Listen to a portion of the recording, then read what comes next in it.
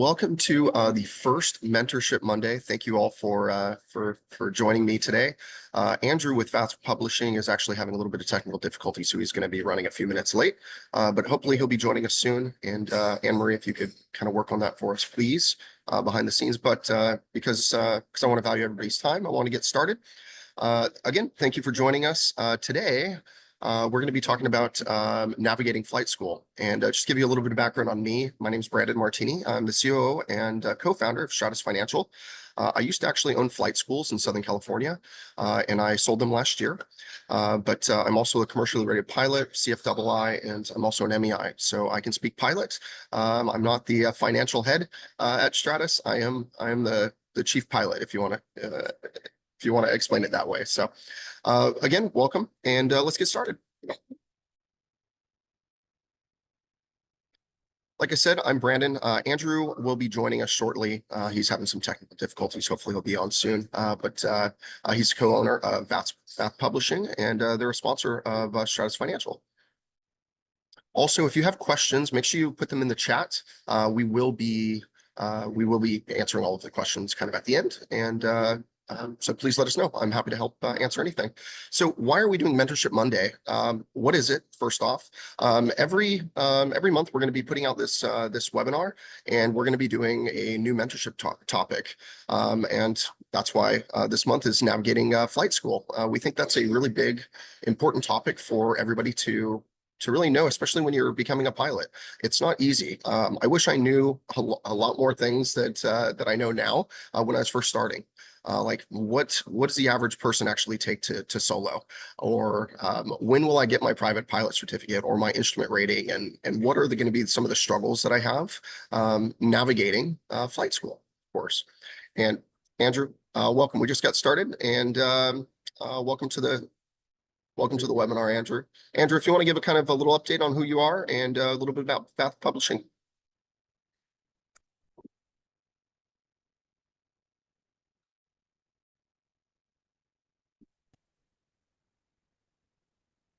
Sorry, everybody, it's our first one. Of course, we're gonna have a little bit of technical difficulties, right? We'll come back when Andrew's ready to go. So we'll get started. So understanding the flight training journey. What is flight school? What is ground school? How are flight hours calculated? And of course, what is a check ride, right? So I'll start off with what's flight school. There's a lot of choices in flight school. You can go to a Part 61 or a 141 flight school. Obviously, you want to pick whatever's right for you. There's also collegiate programs that you could go to, like an Embry-Riddle or CBU. They have collegiate programs as well. I came from the Part 61 world, and I actually had two Part 61 flight schools that I turned into Part 141 schools. And that was a fun journey. So going to whatever school you want, it really doesn't matter. Most of the Part 141 flight schools, besides the collegiate programs, they're going to teach based in Part 61 anyways. So really go to the place that has the most structure and really has the best kind of feel for you. You want to make sure that you could really navigate, I don't know, their lessons. And if you want to go to a school and you just want to go train twice or 3 times a week, you can find a school for that. And if you want to go a full immersion and be there 8 hours a day, there's another school for that. So you need to find out what you want and how you want to get there. I think that somebody part-time can still finish their all their pilot certificates in a little over a year.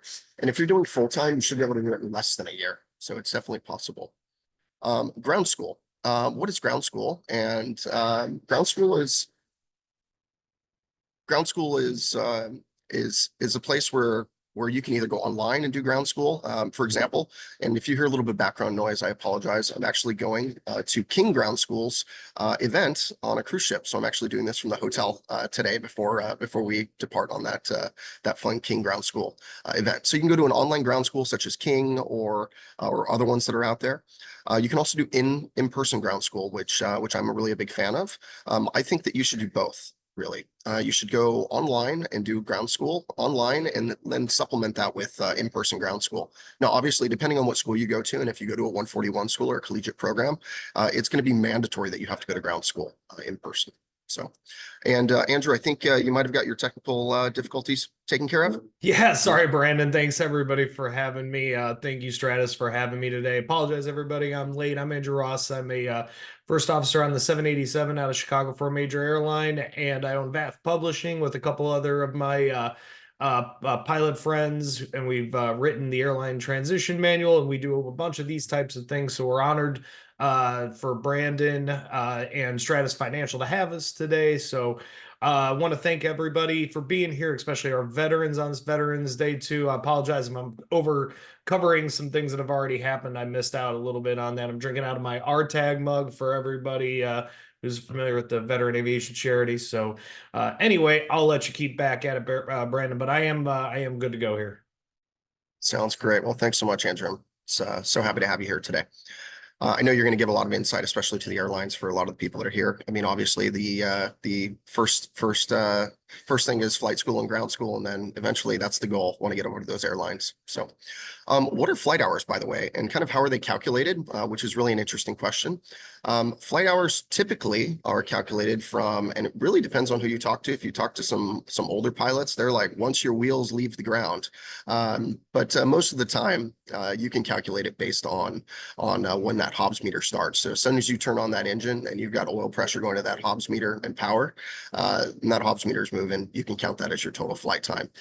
So I believe the FARs actually state you have to have an intent to fly for you to count it. So you can't just go turn on the engine and go taxi around and go save fuel and then go to a high-speed taxi and never take off. That doesn't count. So don't try to do that. You have to actually fly, land, you can come back, but you can count all your taxi time and stuff as a flight hour. Outside of that, what's a check ride? And I'm going to touch a little bit on this, and then I want to kind of pass it over to Andrew to talk about some check rides, especially from start to eventually what a check ride ends up being. And I believe you might be a check airman, Andrew. I can't remember if you said that or not. You are. So he gets to kind of do some check rides, which is fun. I was also a assistant chief pilot, and I worked in the 141 program at my old schools that I used to have. And so I would do a lot of check rides for our students on their stage checks and end of course exams, et cetera. And I even did it in front of FAA, which was really, really fun. Sometimes you guys can do that as well. So check rides either can be done by a DPE, a designated pilot examiner, or they can actually be done by an FAA representative. Now, back in the day, it was a lot more common for people to go get a check ride from the FAA. And the best part about getting a check ride done by the FAA is that if you go with the FAA, it's free, which is fantastic. But nowadays the FAA's got way too much on their plate, and they typically just refer you to a DPE. Check rides, depending on where you go around the world, check rides can go, or sorry, around the US, check rides go anywhere from $500 or $600, which I'm not seeing very often anymore, all the way up to $2,000 for a check ride. When I took my first check ride, my private pilot, I was in 2014, I believe, and I paid, I think, $600 or $700 for a check ride. And later on, when I took my instrument rating and my commercial pilot certificate, I think it was $800 or $900, and that was in Southern California. And then for my CFI check ride, that ended up being $1,200. And I'm hearing from most people, they're getting closer to $1,500 now. So, but the check ride is where you actually get your pilot certificate. And what's really funny is you're going to hear some people say, is it a pilot certificate or a pilot license? They call it a PPL. And the answer is it's technically a certificate. It's not a license to fly, it's a certificate to fly.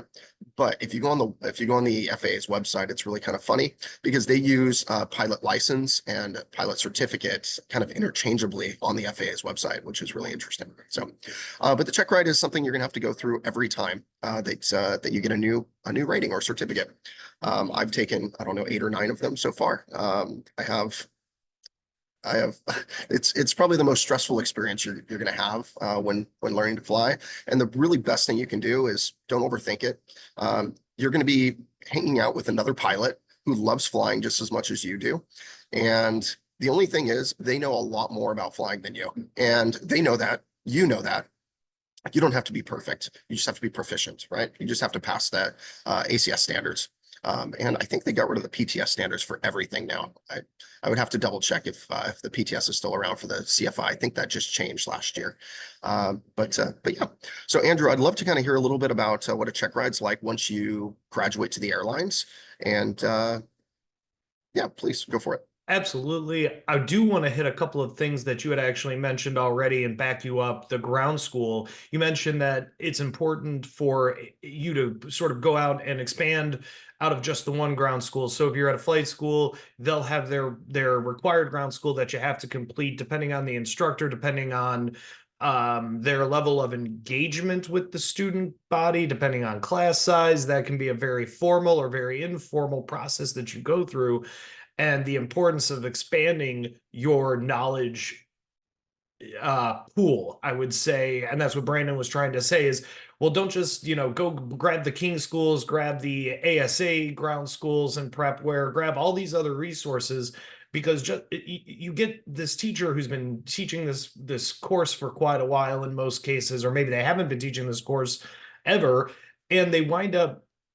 getting into a cadence where they're not explaining something entirely because they assume that it's being known, or they gloss over something and you might be lost. And well, you know enough to pass the test, but then you wind up not really learning anything past the rote level. King Schools does a really good job of that. A lot of these resources out there do a really good job of that. So keep finding additional resources, and that carries over into the airlines as well. So then I'll skip forward to check rides. So check rides at the airlines, and I'm sorry, back up one more. Certificate. Please call it a certificate. Don't call it a license. Exactly what Brandon said. That's a pet peeve of mine personally, because you get a license to drive, you get a certificate to fly an aircraft. They're very different levels of responsibility, similar but very different in magnitude and respect needed to do both. So never limit yourself by getting a license, and get yourself that certificate. So going into check rides then at the airline, at the end of the day, most check rides at the airline, we tend to think of something that results in a certificate. I need my ATP certificate, or I need my type rating on currently my 787. So my one check ride, and I'm going to use air quotes on that, is going to be to attain that ATP certificate, or that type rating in the 787. But that is only the first step to getting that piece of plastic that actually says that. Every time I go into the training center, which is every 9 months at my current employer, I am taking a check ride. That means I go into it the same level of respect and responsibility that I had when I first took that test.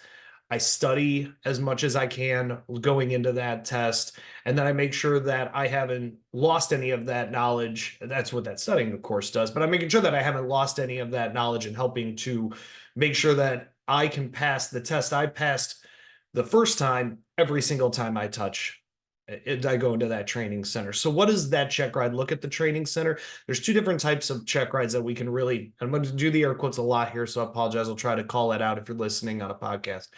A check ride at an airline, when you have or handle or take place in a couple different ways. One is in the simulator that results in that ATP certificate or the type rating certificate, and then the recurrent cycle of training every 9 months, every year, every 2 years, when you have to take an LOE, a line oriented examination, or evaluation, depending on where you are operating a flight in the simulator just as you would in the quote unquote real world, with a lot of other problems that happen between point A and point B. And that's the way the company and the FAA verifies that you know enough to be an operable, that you can go out and operate in the environment and fly the general public safely.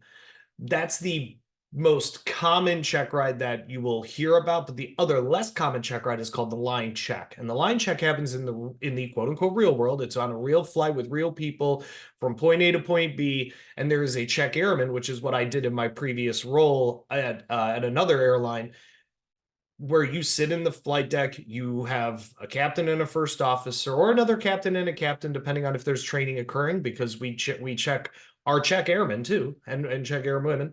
We check everybody. So we can sit there and we watch the flight, and there's probably nothing mechanical that's going to go wrong. It's not going to be a simulator type of event, but we are checking to make sure that they operate normally in the environment. And different airlines have different requirements on how often they do that based on what their agreement is with the FAA and based on the captain's level of experience, based on what type of check the captain needs, whether it's for a check airman check or a regular captain check. So there's many different types of checks and balances that occur throughout your airline career. But at the end of the day, most 90% of the time, you will know that they're coming, especially a line check might pop up by unscheduled every now and again, but most of the time you know they're coming and you're constantly in that review state.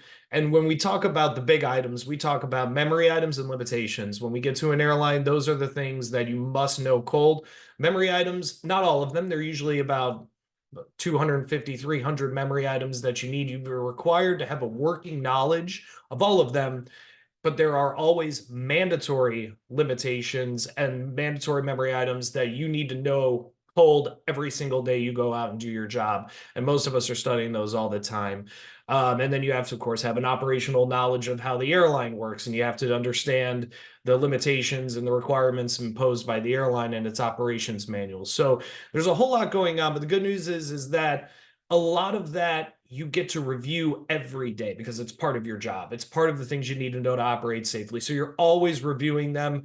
But some of the lesser known, some of the lesser used knowledge nuggets every now and again, you really need to make sure that you pull up the book every now and again. You know, it hasn't been winter in a while. What is my icing definition? It's usually going to be 10 degrees Celsius. With visible moisture, but every airline kind of plays with that definition just a little bit to make it easier or harder to understand and interpret as far as that. So, like, well, what does it say now that we're getting into wintertime? What is my icing definition? You go back and refresh that. So anyway, that's check rides in a glance. There's never really a point where you're going to get to this time in the career until you're done flying when there's not going to be another check ride ahead of you. So building what we're going to talk about today, building the skills and the habit patterns of how you study and how you treat these events will make this a non-event every single time you run into it in your career. And I do want to mention one other thing on check rides. Uh, you can fail a check ride. That is a possibility. But what's nice about a check ride is as long as you take it within I think it's 3 months. I'd have to double check on that. Whatever you've finished on the prior check ride, it counts towards your next one. So if you have to retest, let's just say that you pass the entire oral part of the check ride. By the way, the oral part of the check ride is anywhere from an hour and a half to 3.5 hours. It really depends on your DPE, how much kind of talking you guys are doing and joking around, because they generally, at least good DPs, try to make you feel comfortable. They don't want you to fail. They want you to pass. Now, if you fail because you don't have the proper knowledge or you weren't prepared properly, then that's on you, of course. But most DPs want you to pass. So with that being said, if you end up finishing maybe 3 sections of your oral, maybe you don't get to fly because you failed on that. But those 3 sections already count. Same thing on your flying portion. If you go out there and you just mess up on let's say short field landings or something like that, then all you have to do is go do that section of the check ride. So keep that in mind. If you do fail a check ride, well, you can go back and you just go retrain and you go get re-signed off, and now you could just take the portion that you need to, which is really nice. So we're going to get on to the next section. All right, so goal setting. I think this is a really important thing to do. I'm going to talk a little about short-term goals, and then maybe a little bit about long-term, and then Andrew, if you want to kind of touch on the long-term goals as well, especially when you get to the airlines on navigating that. Short-term goals, you need to have something that is ahead of you that you're looking forward to. I actually like this in all aspects of my life. I like it in business. I like it in piloting. I like it in my hobbies, everything, because it's always something to look forward to. I know people talk about always book that next vacation. That way it's something to look forward to, right? The same thing goes with learning to fly. When you're just starting out, obviously your first goal is going to be to solo. You want to learn to solo. When you take off and you're just by yourself in that airplane, you look to your right I guess it would be to your right, I guess to your left if you're flying a helicopter. But when you get in that airplane, there's no one else with you. You're like, this is me. That should be your first goal, and it's phenomenal. A lot of people I think it's up there with like having your first kid. And I'll tell you this, it was up there with having my kid. I mean, I would say that is one of the most memorable moments of my entire life. It was almost 11 years ago now, I think, 10 and a half or so. And I still remember it like it was yesterday, which is fantastic. I'm sure, Andrew, you can probably say the same thing. And then after that, you need to have that next goal, which is which is probably going to be your written test, or some of your other solos like long cross country, short cross country solos, things like that. Depending on your program, you might not even have to do a long cross country if you're 141. So make sure you have those goals set. Long-term goals, you need to know that this is going to be a process. It's not something that you're starting out today and tomorrow you're going to be like the expert pilot and you're going to be going and doing Blue Angels maneuvers, right? You have to know. And the reason why I say it like that is when I first started learning how to fly, I thought I was going to be able to go up and be an airshow performer when I had 40 hours. That's literally what I thought when I was in the beginning of my flight training, because all I wanted to go do is go do fun things in airplanes, because I see like F-16s and F-35s go do cool things in airplanes, right? I didn't realize that there's a lot of things you have to do to get to that point. Now I've done aerobatics now. I've done a lot of different types of flying. And those ended up being some long-term goals of mine. And another long-term goal of mine currently actually is to get a aerobatic airplane and really kind of hone my skills with aerobatics. I think that would just be a blast. So that's one of my long-term goals. Your long-term goals when you start out might be, let's get my commercial pilot certificate. I want to get that CFI done by 6 months from now or 9 months from now, et cetera. So Andrew, if you want to touch on some kind of long-term or even short-term goals that someone might have or need to have, especially when they get towards the airlines. Well, I can't emphasize enough how important what you just said is, and success begets success. That statement means if you build on small incremental successes in attaining goals, implementing strategies to attain your goals, you're going to eventually build this pattern of success that you just keep knocking your goals down. What I recommend all of my mentees do, and I've ever since I've done this in school, I've updated regularly, is create a list of goals, much like a company strategic plan. I want to accomplish this in 5 years, 10 years. This is where I see myself. Build that picture of the future, but more importantly, write it down, because it does work. It works weirdly well. When you write something down, it's almost manifesting itself. I am going to pass my written test. I'm going to pass my private. I'm going to pass the next stage. Maybe not. Don't. You can set a date if you want, if you like that, but make sure that you understand that this is overall the view. I can still attain this by setting my dates and my goal and my vision for the future, and including I want to go to the airlines. Now, that being said, you have to, I advocate a little bit in times when you go longer term, when you're like, well, I know I was born to fly for a major airline. I want to do exactly what Andrew's doing, flying a 787 across the Atlantic. When I left my training environment, at the primary level, I wanted to be a corporate pilot. I didn't want to be an airline pilot. If I had said and written down and made my goal, painted it on my bedroom wall, I'm going to fly Gulfstream 5 all over the world, I would be a failure right now by that standard.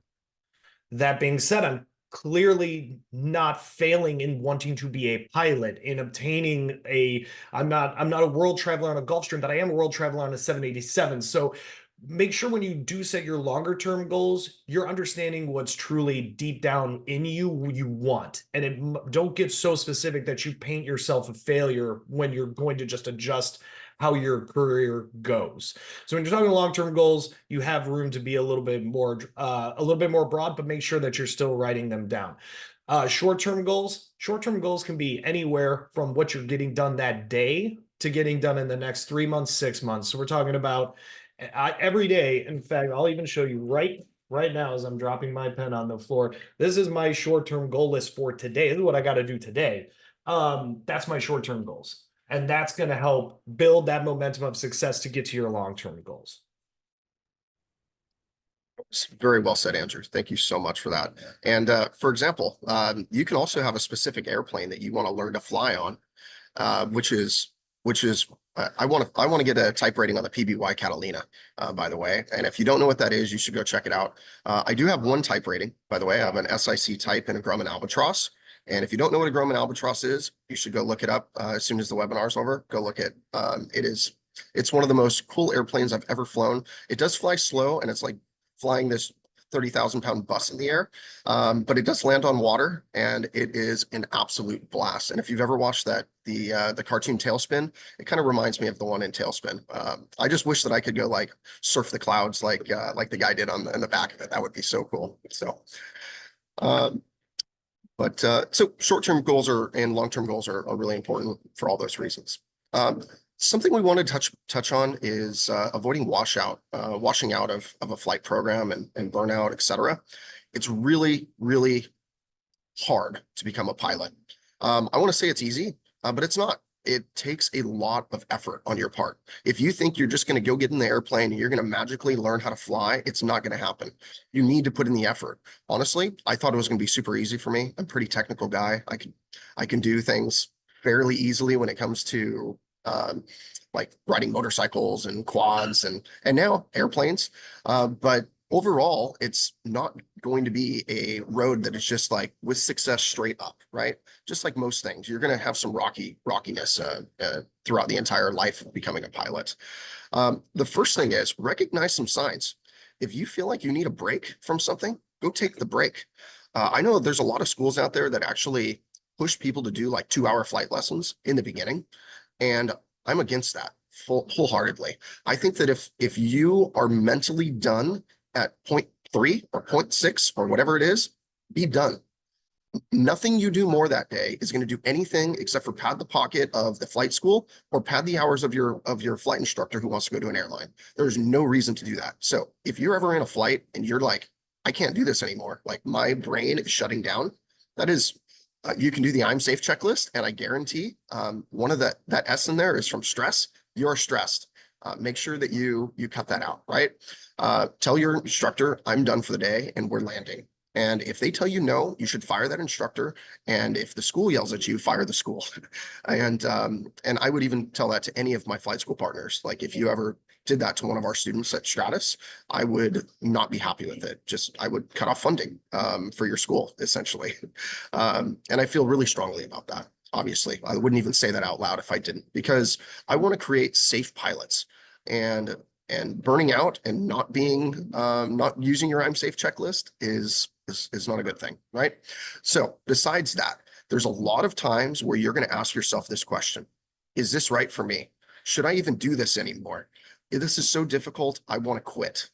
And there's this story called 3 Feet from Gold, and it was where this miner was mining and mining and mining, and he eventually gave up and quit.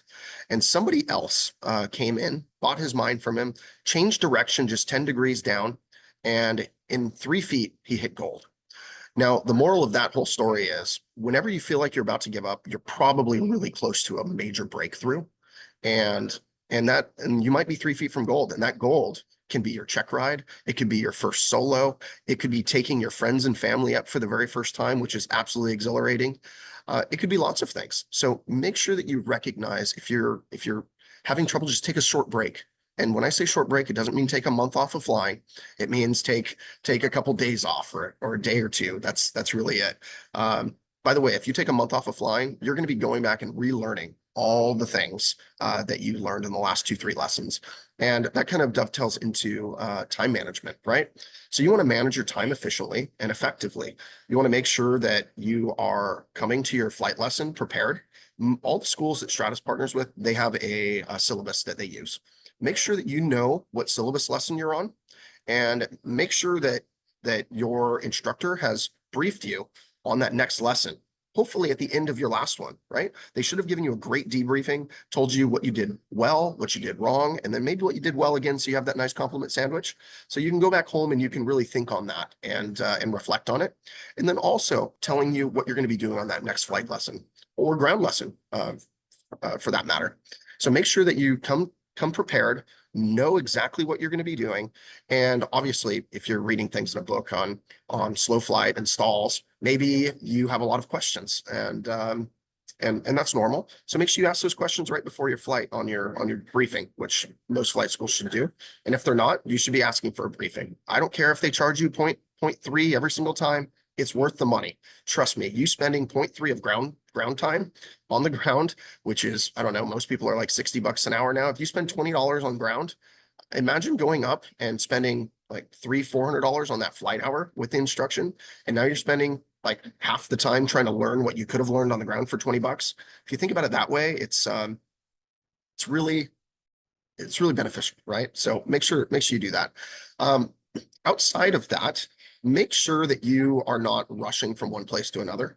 I'll tell you this, I've seen so many people rush from work and like are on the freeway going 70 miles an hour. And people have gotten into car accidents just trying to rush to get to their flight on time. I'll tell you this, if you miss your flight, no big deal, right? Just like if you're an airline, if you miss your flight, you're going to get on standby on the next one anyways. Don't worry about it. You can change that lesson to a ground lesson, or you can change it into or into a simulator lesson, which by the way, people are sleeping on simulators. You can now count more sim time depending on the sim towards a lot more ratings nowadays than when I first got my pilot certificates, and same thing with Andrew. So use that simulator. Honestly, it's a lot harder than flying a real airplane. It teaches you a ton. And one simulator that and I was telling the story that I think yesterday, I flew an Airbus 320, I think the 321 Neo at Dallas Jets. I flew that simulator, and it taught me a whole lot about automation and systems and things like that. So um, I love simulators. I mean, I used to have one at my house. Unfortunately, I don't have that anymore. Otherwise, I'll probably be playing on it too much and not doing stuff that are productive like this, right? So I'm managing my time in those ways.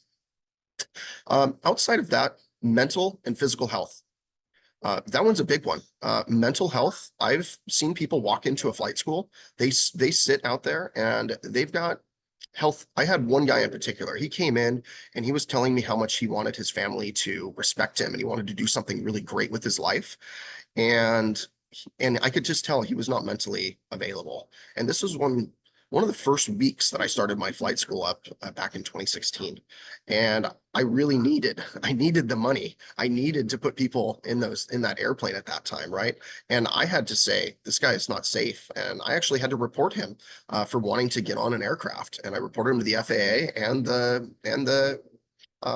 airport. And I told every flight school in the area not to let him fly because I didn't know if he was going to endanger himself, if he really just wanted to impress his family, or if he was going to endanger the pilot he was going to go fly with. So you never know. So make sure you're keeping yourself accountable as well. And then the physical health thing is a really big one. I don't think anybody on this call has known me, but 2 years ago, I was a lot heavier. My blood pressure was getting too high. I was really worried that I wouldn't be able to pass a medical exam. So I went on a massive diet and health kick and started going to the gym 2-3 times a week and got a trainer, and I got in shape, and my blood pressure is normalized and I'm sleeping a lot better. All of those things are really important when you become a pilot because you need that magical little certificate called an FAA medical. And if you want to be an airline pilot, you need a first class one. So they're going to be a little bit more strict on first class medical. You're going to have to do an EKG exam. You're going to have to do a few other little things as well. So make sure that you're really taking care of yourself. And that really counts when you first start becoming a pilot. If you become too big, you're not going to fit in that cockpit. I've had guys that come in and they weigh 350 pounds. They're like, oh, I really want to fly. It's always been a dream of mine. And honestly, I'd have to tell them no. And it really broke my heart because I could see they have this passion for it. And one guy, he actually lost like 150 pounds to be able to become a pilot. And he was inspirational. It was really amazing. He went down that journey. And by the way, he started out with ground school and he did ground lessons and then he did the simulator stuff. And once he got to a manageable weight, he ended up flying. And I saw him at my old flight school. I went there a couple weeks ago and I ended up seeing him in the office and he looked fantastic. He was working on his commercial. It was really kind of exciting to see, right? So make sure you're taking care of yourself mentally and physically. Outside of that, I'm going to pass this one over to Andrew because mentorship is really a big deal. And I have a podcast called Aviation Mentors. It's so we can help people become pilots and keep that positive support. But Andrew, what does mentorship kind of mean for you in terms of being an airline pilot and being a pilot in general? Mentorship, and I'm going to go back again real fast. Everything you said, 110%. One thing about all those first three, know thyself. You must you must learn to be able to be honest with yourself first with all of those things that Brandon just talked about. That's much easier said than done. So find a way to do that, please, and get better at it and challenge yourself to be honest with yourself too, because we tend to push through. Pilots are all type A. So just please check in with yourself and be honest. Now, mentorship. Mentorship is funny enough, I just presented a scholarship this last weekend on behalf of a now deceased pilot who had created a aviation explorers club in Chicago, in a suburb of Chicago, taught a whole bunch of kids who wouldn't have been exposed to aviation or even had the opportunity, because even back in the 60s when he was setting this up, it was a very it was still cost prohibitive no matter what you are. It was cheaper, of course, but no matter what, flying is expensive. So he wanted to find a way to make this work for the most amount of people possible. And he had a bunch of his friends get together and they bought an airplane. They set up this flying club and they essentially mentored this next generation, which in turn has mentored my generation, which is in turn mentoring the previous generation. So when I stood up and I gave this speech about the importance of mentorship with the scholarship, I said it's great that you cross a bridge on the journey of your career.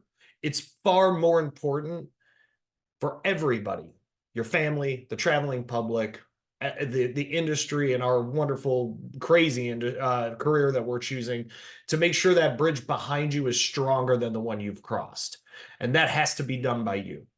So when we talk about positive support, we talk about mentorship, the impact of it. Nobody came into this world knowing how to fly airplanes. We are very much land-based creatures by nature. We know that. We have to learn everything. Some of us are very lucky to grow up in a family that has that support in there because there are people there that have come before you, your parents. I was not one of those people. I had to build a mentor network because I had no idea what I was getting myself into. When my mom asked me when I was young, "Oh, do you want to go fly airplanes?" I said, "Yeah, but I'll probably just go straight to the airlines. I don't want to fly one of those small ones." And see, I had no idea what if I had a parent in aviation, they'd been like, "What are you, smack me upside the head?" No, that's not how you do it. So now let's get to what mentorship means for you right now. Other than just giving you a realistic picture, you're not getting sold anything from whether it's an airline recruiter, anybody trying to get you to come to their company, come to their flight school, has a goal for themselves as well. Mentorship can exist and should exist outside of that sales process. You need to find people of your level and above you and below you that you both mentor and be mentee. How you do that? There's lots of clubs. There's your instructors who are good resources. But what I would like to point out is what a bad mentor is. I had a student one time when I was teaching who said, "What I really need you to do is really yell at me. I need you to yell at me. I need you to put me down. I need you to make me feel very small, because that's how I learn. That's how I get motivated." And I sat back and I'm thinking about all the fundamentals of instruction, and I know I'm supposed to adjust my learning, my teaching style for the candidate. And I looked at him and I said, "No, I'm not going to do that. And here's why. You are not going to succeed in this industry if you cannot self-motivate. Because this industry, as much as it will sell you on a lot of things, you will lose a lot in the process if you cannot be self-motivated and you cannot find your own motivation." I'm not saying that you can that mentors will provide this for you, or that by them helping to provide you some external motivation, that you're going to lose that. But the important part is that some people view mentorship as belittling you, as meaning they are going to try to spark your internal motivation through lessening who you are as a person and a pilot. Those are not mentors. You need to find people who are positive influences, and those people are the influence. They positively impact people, not just inside the plane, but outside the plane, and how they carry themselves and how they talk to people and how they view how they view their impact in the world. They're not demanding you listen to them. They're saying, "This is what I would propose, but you have to make your own decision first." Finding those people is crucial. You'll find some naturally. You're going to have to go out and find some on your own and seek out to build that relationship. Some mentors we call it passive and active mentoring, where some mentors do not realize they're mentors. They're just naturally, by the way, they carry themselves and they talk to people and people are emulating them and they're watching what they do from a distance. You might be, even if you're only in the cross-country phase of your private, you might be a mentor passively to the other student pilots that are in and around you in flight school. If you're the airline pilot, the instructors might be looking to you whenever you talk to to um, to give them guidance, whether you're openly doing it or not. Now, if you're an active mentor, it means you're going, come here, come have coffee with me. If you're old enough, come have a beer with me. Like, let's talk about this. Let's throw some ideas back and forth. Let's see how you're doing. Let's check in. Those are more active mentorships. You can seek those out. I have a student right now that I think about very specifically who one day reached out via LinkedIn to me and said, "Hey, I would just like to ask you," and I think this is how I think this is from one of the Q&A sessions. I'm just going to go ahead and answer live. The importance of of how you ask is very critical. This gentleman reached out, said, "Hey, listen, I really like, you've come to speak at my school a lot. I really like what you're saying. Here's what I would like. I would like to update you on my progress and ask you questions. Is that okay?" And I was like, first of all, on the amount of times that I've ever been asked to be a mentor in that specific fashion, I can count on one hand. I barely have said maybe 10 words to this person other than him listening to me speak. I look forward to his updates every single, and I gave him my phone number. He'll text me. He said, "Hey, Andrew, it's been a while since we've talked. Just want to let you know I got my CFI coming up.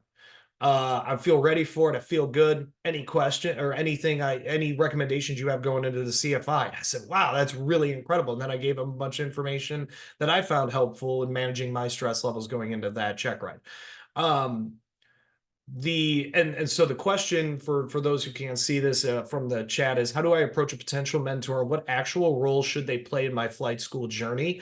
That is yours to answer. Because here's the deal. Your mentor will provide a lot of information, but what makes them a mentor is having actionable information and a relationship with you. It has nothing, if they're going to walk in and tell you what you need to know, that's not mentoring, that's teaching. A mentor is somebody who needs to be active with you and giving you information that you need to know. Now, passive and active can happen at the same time. You can be passively, actively giving mentorship by telling people what they need to know and speaking to them at the times that they need to hear it with information that they need. So how do I approach a potential mentor?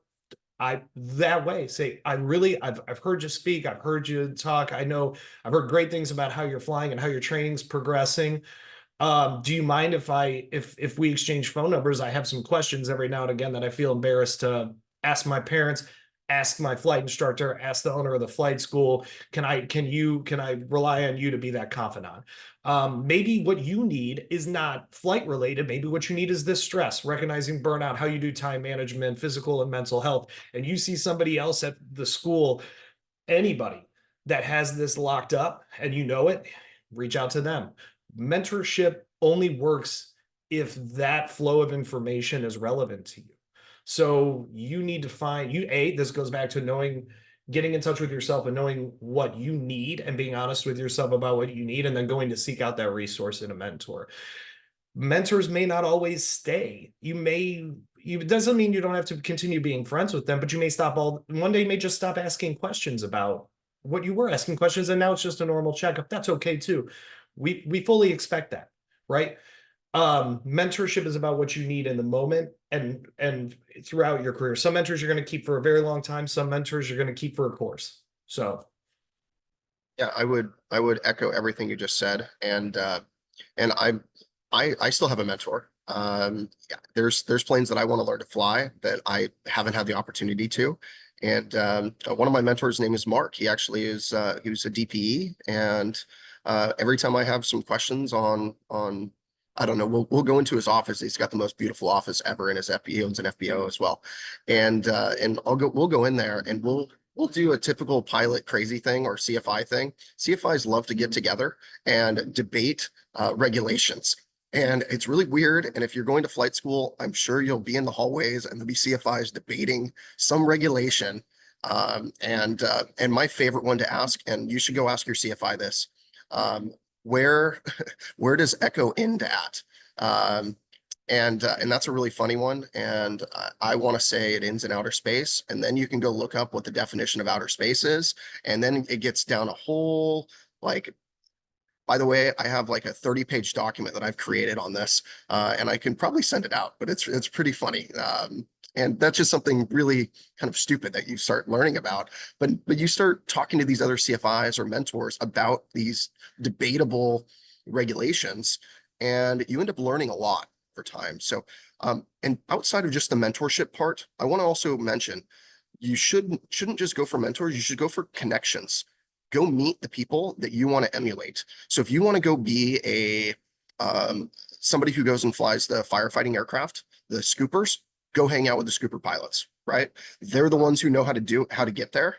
If you want to go fly at an airline, go hang out with airline pilots. You want to go fly, or you want to be a private jet pilot, go work at the local FBO as an aircraft fueler and go meet all the other jet pilots and go meet all the owners of the jets.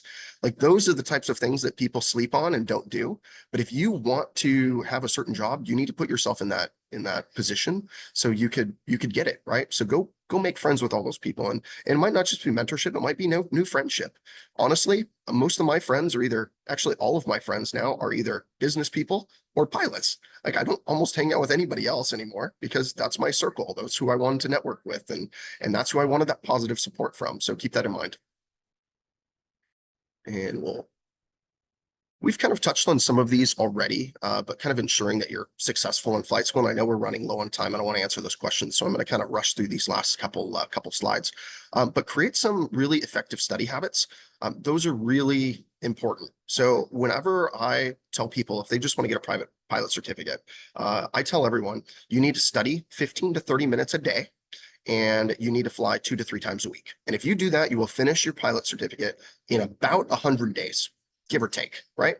And everybody I tell to do that, they never do it. And they always go and sit on a Friday or Saturday and they're working on studying for 6 hours. Guess what? Your brain can't absorb 6 hours worth of information.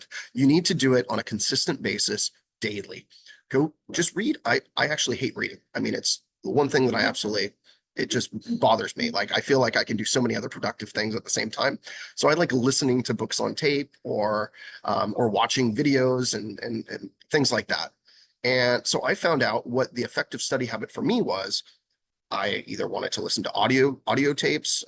I know that Gold Seal Ground School, I've been a real big fan of theirs for a very long time.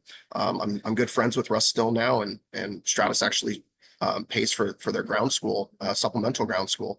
If any of you have a Stratus loan, and you can get that for free through Stratus. So just so you know.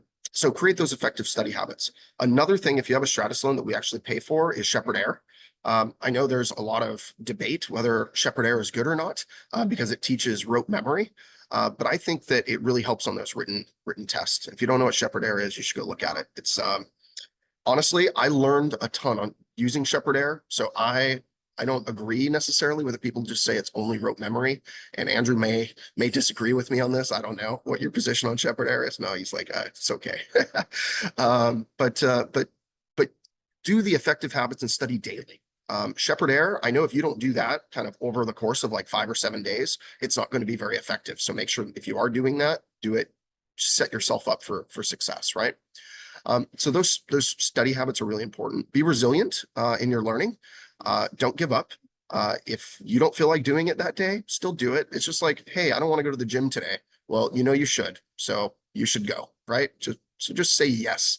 I'm really big on that. I say yes to everything. That's like my motto in life. If somebody offers something, yes, I want to do it. Can you fly this airplane? Yes, I can fly this airplane. Now, with some training, I can, but I'm always going to say yes. And I did actually, we have it on here, network. Connections matter. I'm going to echo everything I said before. Keep that in mind. It is huge. The more connections you make in this industry, the better. Go make friends with every single pilot you can meet at your flight school. At least the cool ones. Don't hang out with the ones who are total idiots, right? There's some of them who are just like, they think they're a pilot and they're all stuck up. And you don't want to hang out with those people. Hang out with people like, I don't know, me and Andrew, right? We're the fun pilots. We like to laugh and joke and go have a good time. And then when we get in the cockpit, though, I guarantee you see a different side of Brandon and you see a different side of Andrew, though.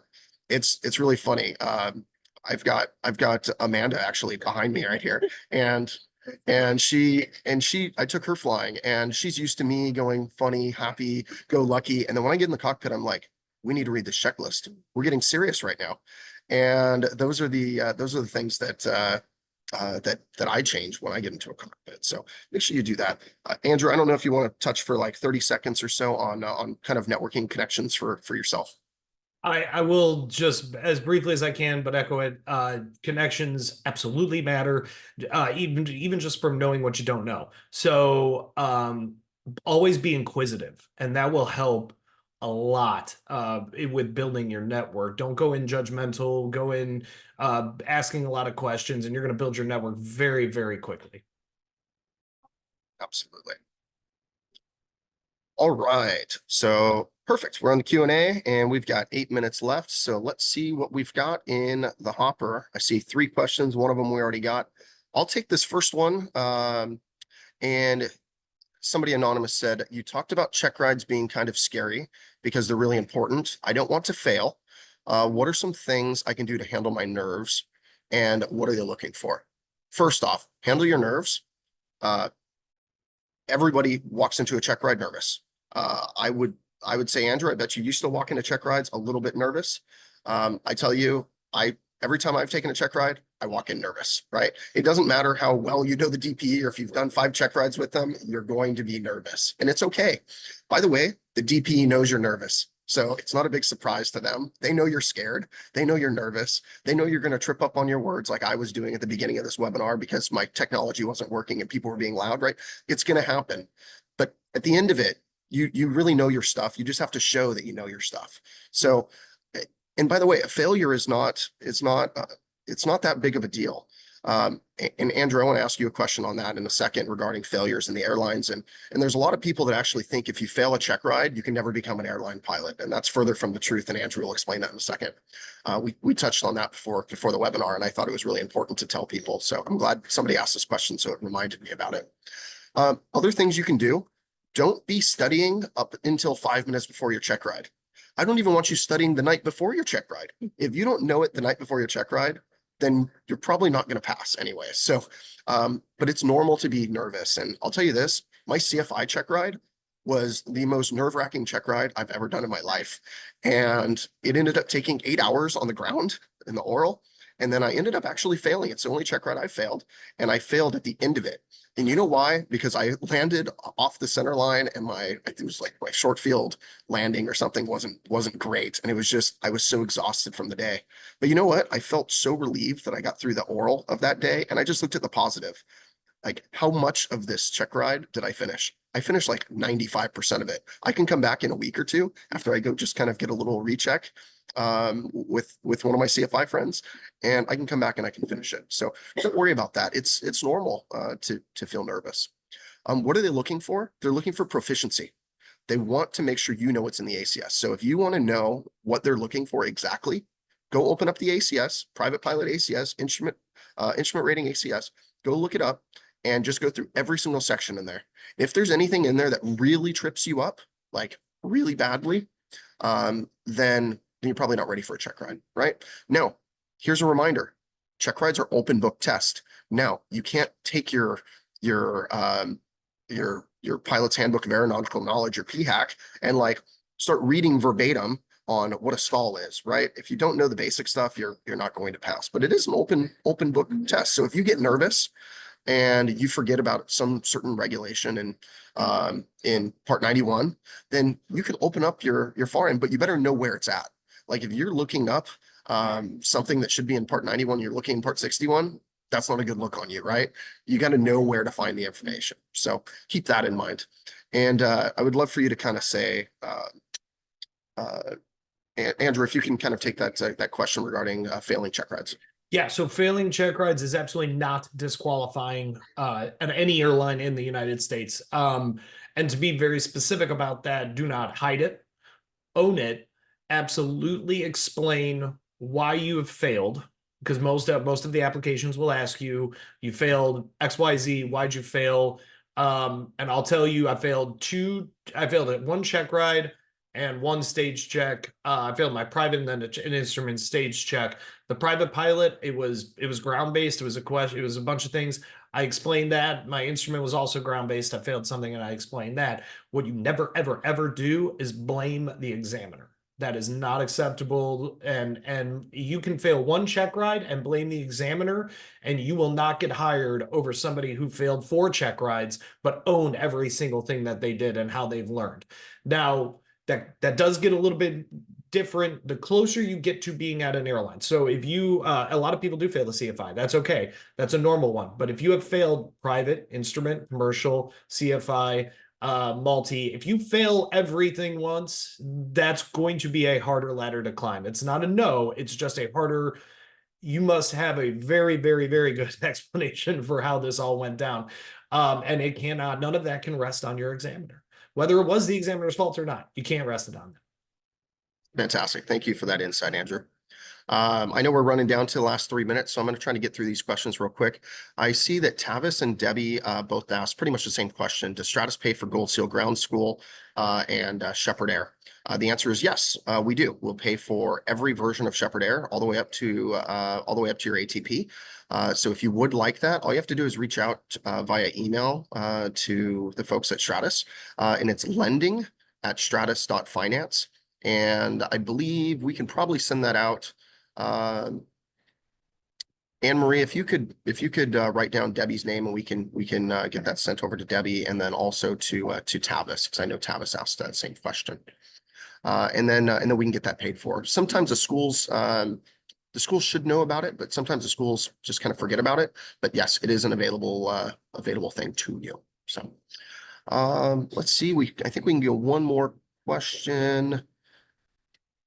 Let's go with this last question. I'm concerned about burning out because I'm very overwhelmed with how difficult the journey is to become an airline pilot. What are some early warning signs, and how can I address them before it affects my training? This is a really interesting question, actually.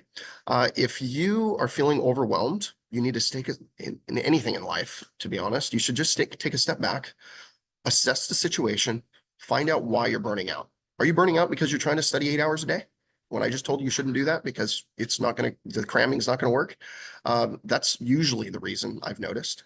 Are you trying to fly every single day, 5 or 7 days a week? That's another way you burn out. So make sure that you just slow it down. If you need a break, take a break. Don't take a month break. Take a couple days break or a week break, because you don't want to have to relearn all of the things that you just learned on your last lesson, right? Every time that you go fly an airplane, you're going to be reviewing some of those past items that you worked on, right? So when you first start learning stalls, you had to learn slow flight before you learned stalls, right? You're going to have to rework on all of these little things over time. So just make sure you're really taking a self-assessment on where you're at and how that burnout's occurring. Now, Andrew, I don't know if you want to kind of assess this on what are some early warning signs and assess them before you become an airline pilot, since you are one. Yeah.